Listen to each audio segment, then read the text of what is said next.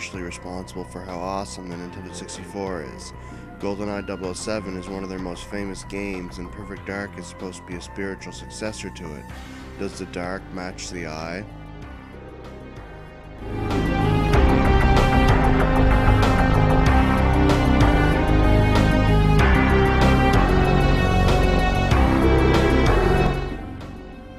Story-wise, Perfect Dark starts out small and spreads out, making a mess. You play as Joanna Dark, a secret agent in the future for the Carrington Institute. The game opens with her sneaking into a Dadadyne building, a rival to Carrington Institute, to find Dr. Carroll, believing him to possess knowledge that Dadadyne can't get their hands on. After the rescue, things go from bad to worse, and strange characters are introduced, such as the mysterious Mr. Blonde. It just ends up confusing and messy. Plot points just fly out of nowhere, and twists aren't that well thought out. Seeing that you need the expansion pack to experience the story mostly shows that the story wasn't a focus, so the blow is softened but still sorta hurts.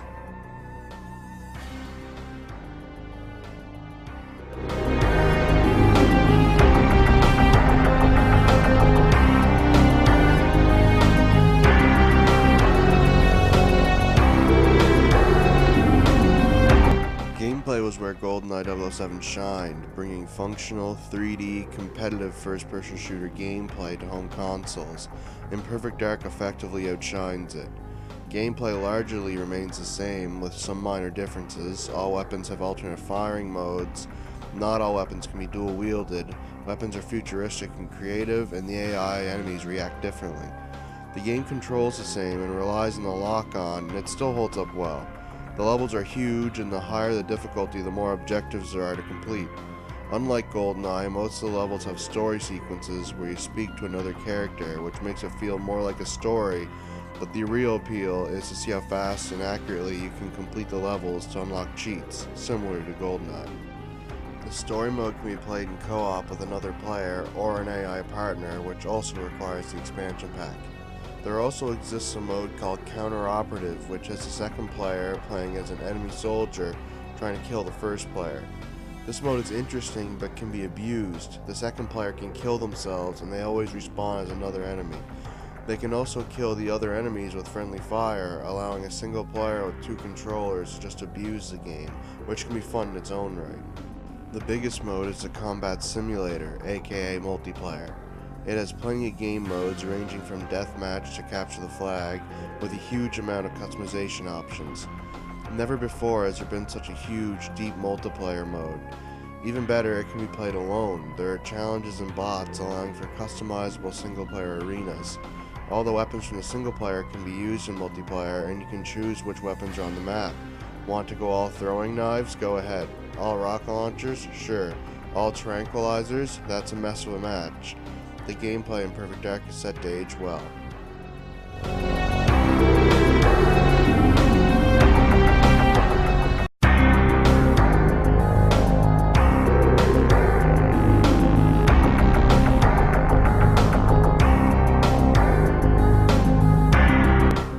The audio in Perfect Dark is partially mixed, but mostly exceptional.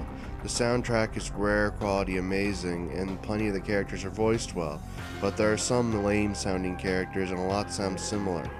Trent sounds an awful lot like the President Carrington. The grunt sounds are great, so great it's hard to imagine the game without them, and the guns sound extremely powerful. This game is up to Rare's audio standards.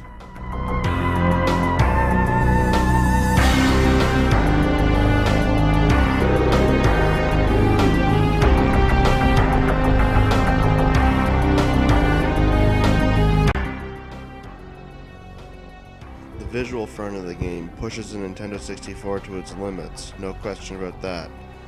There are plenty of times where the frame rate dips due to the chaos on screen, and that's using the expansion pack.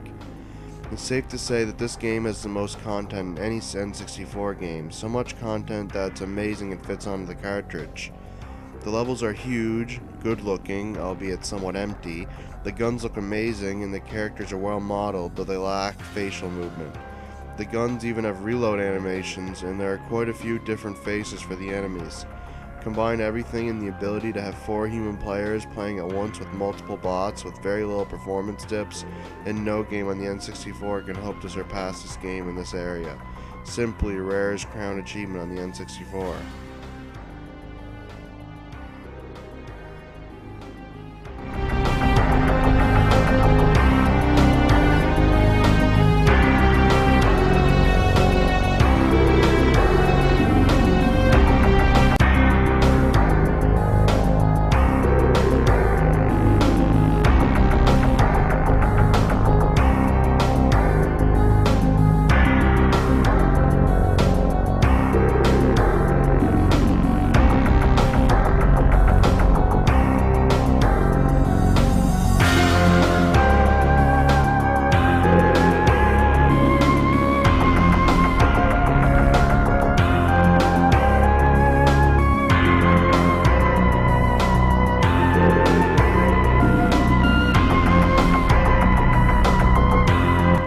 Overall, Perfect Dark is one of the best games to be released during the Nintendo 64's lifetime.